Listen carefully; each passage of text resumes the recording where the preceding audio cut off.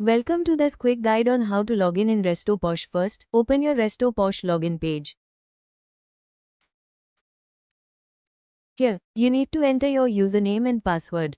After filling in the correct details, click on Login.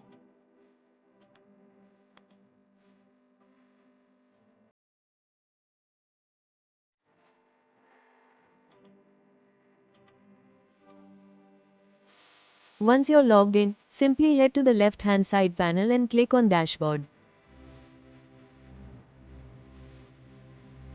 Here at the top, you can view real-time data on today's orders, today's earnings, number of customers served today.